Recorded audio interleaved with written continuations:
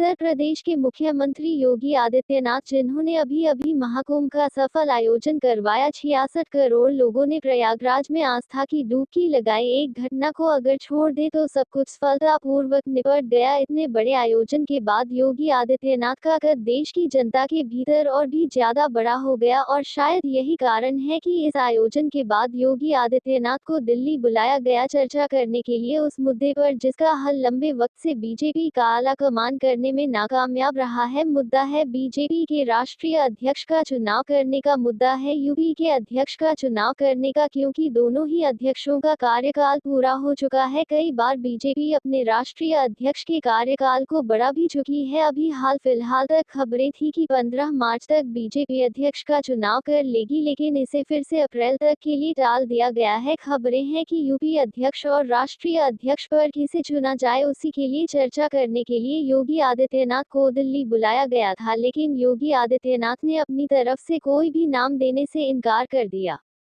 चर्चा उत्तर प्रदेश के मंत्रिमंडल के विस्तार की भी होनी थी, तो मुद्दे ढेर सारे हैं, लेकिन बीजेपी का आलाकमान अब तक निष्कर्ष पर नहीं पहुंच पाया है। दरअसल राष्ट्रीय अध्यक्ष के चुनाव से पहले राज्यों में संगठन का भी चुनाव होना है, तो अध्यक्ष के चुनाव में असल देरी की वजह यही है। राज्यों के संगठन में चुनावों की जिम्मेदारी विनोद तावड़े को दी गई है। विनोद तावड़े योगी आदित्यनाथ से इस मामले में 2 बार मुलाकात भी कर चुके हैं। इन मुलाकातों के बाद ऐसी जानकारी निकलकर सामने आ रही है कि योगी ने संगठन के फैसले पर तो सहमति जता दी, लेकिन कोई भी नाम सुझा से इनकार कर दिया। मतलब यह कि यूपी में जो संगठन का चुनाव होना है उसके साथ योगी हैं, राज नहीं, लेकिन वह सरकार और संगठन की लड़ाई में फंसना नहीं चाहते। पिछले दिनों देश ने देखा कैसे केशव प्रसाद मौर्य ने कहा था कि संगठन सरकार से बड़ा था है और रहेगा, तो इस बड़े और छोटे की लड़ाई में योगी आदित्यनाथ को फंसना नहीं है। हालांकि फंसे वो पहले भी नहीं थे, लेकिन इस बार पहले से भी ज्यादा दूरी बनाकर रखी गई है। हाँ, नड्डा के साथ मंत्रिमंडल के विस्तार पर भी चर्चा जरूर की गई, क्योंकि 2027 में यूपी विधानसभा का चुनाव होने वाला है और योगी तो अभी से समाजवादी पार्टी की हार की बात सदन में करने लगे हैं। हालांकि मंत्रिमंडल विस्तार के लिए भी योगी ने अपनी तरफ से कोई नाम नहीं दिया है। यहां भी शीर्ष नेतृत्व के साथ सहमति जता दी गई। 1 घंटे चली बैठक में योगी की तरफ से कोई भी नाम ना देना यह बताता है कि उन्हें सिर्फ सरकार चलाने से मतलब है और अपनी सरकार पर उन्हें ध्यान देना है। दिल्ली के कामों में दखल अंदाजी करने से उन्हें साफ तौर पर बचना है, जो कि शायद उनके लिए ठीक भी है। जाते जाते आपको यह भी बता दें कि हिंदी पट्टी के राज्यों में बीजेपी के लिए अब बहुत ज्यादा कुछ पाने के लिए है नहीं। 22 राज्यों में उसकी या उसके सहयोगियों की सरकार चल रही है, लेकिन दक्षिण अभी भी बीजेपी की पहुंच से बहुत दूर नजर आता है और उसी को साधने के लिए बीजेपी दक्षिण से अपना नया अध्यक्ष चुन सकती है। साथ ही ध्यान यह भी रखा जाएगा कि इसी साल बिहार में चुनाव है, अगले साल बंगाल में चुनाव है और 2027 में यूपी जैसे अहम राज्य का भी चुनाव होना है। तो सभी बातों का गुणा गणित करने के बाद ही बीजेपी